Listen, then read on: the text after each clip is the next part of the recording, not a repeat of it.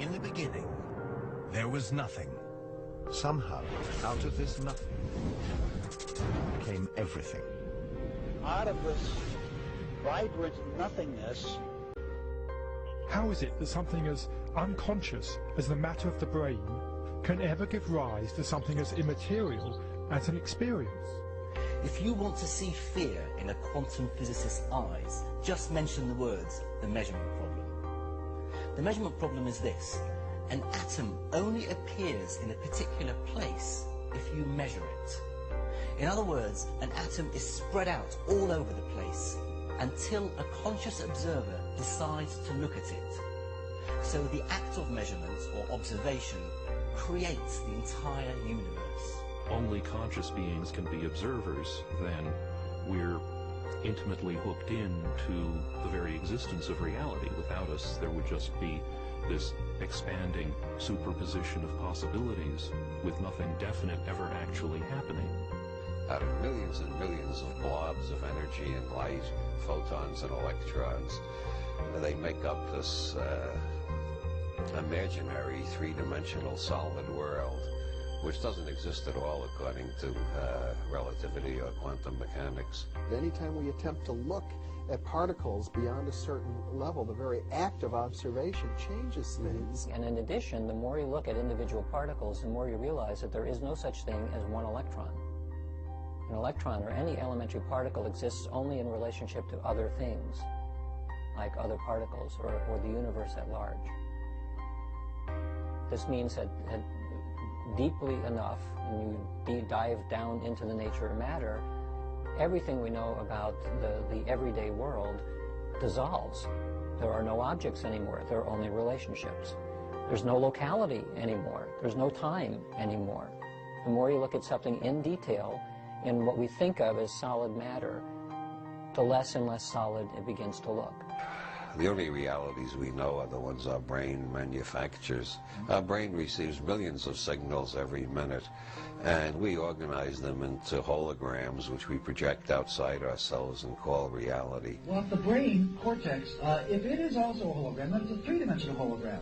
If two-dimensional holograms reconstruct three-dimensional images, then, ergo, it follows that three-dimensional holograms reconstruct four-dimensional images. A hologram is a metaphor. It is how you take n dimensions of information and you bring them down into n-1 dimensions. It's a way of relating the paradoxes that we find in how to make a leap from this concept to that concept. The conceptual pigeonholes we use, words, to describe reality, are phenomena inside our head. They're not out there. And most of the time, this is a philosophical quibble. But when you get down to quantum physics, and this is one of the reasons that Bohm came up with the holographic idea, it starts to have real effects. And one of those is it's been discovered that if you take two subatomic particles like electrons, in certain instances, when you do something to one, it will always affect the other, no matter how far apart they are. Well, how can this be? But what this tells us is that once matter is physically joined, even when it becomes separate, the energy is still there that's connecting it. And this is why it's important to me, because if we go back far enough in time, all the particles of matter of this entire universe that are expanding were all meshed together in a single particle about the size of a green pea, is what scientists tell us today, is what the computer models suggest. That if you could go into the universe today and take all the particles of matter and take out all the space in between and bring it together and compress it into a size of a single green pea, it means that you and me and every one of our listeners, we were all once part of that same particle that creates this whole universe today. And even though those particles are now separate and expanding, and studies show that they are, energetically we're all still linked. So an atom and its electron are multiversal objects. And that multiversal object is what the quantum mechanics is describing. Now, that means that the parallel universe aspect of reality as described by quantum theory must apply to objects of all sizes: humans, stars, galaxies, everything. And that's why we call it the parallel universe theory rather than just parallel electrons theory. Because we ourselves are made of atoms, after all. We are, that's right. And the same theory that says that the atoms exist in more than one place in different universes says that we humans also exist in more than one place and in more than one state of mind and so forth in different universes. And so what that means, talking about words, is that there is no separation between electrons. Furthermore, there's no separation between people. Everything is interconnected. And the biggest secret of all, to me, is the extent to which individuality is an illusion.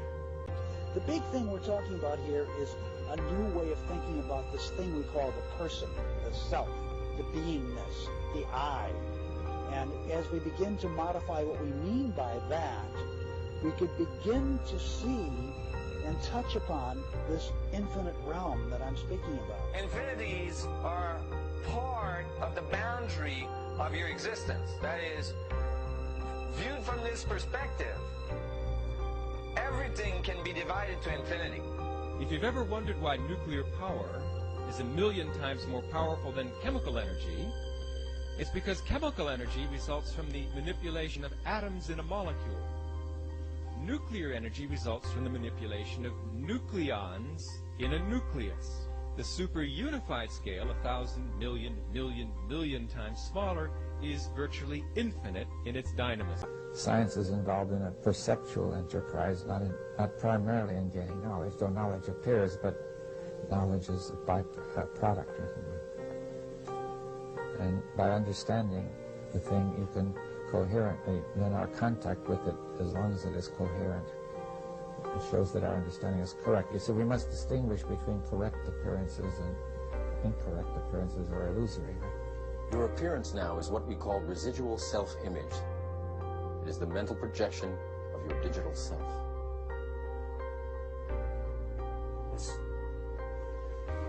This is real. What is real?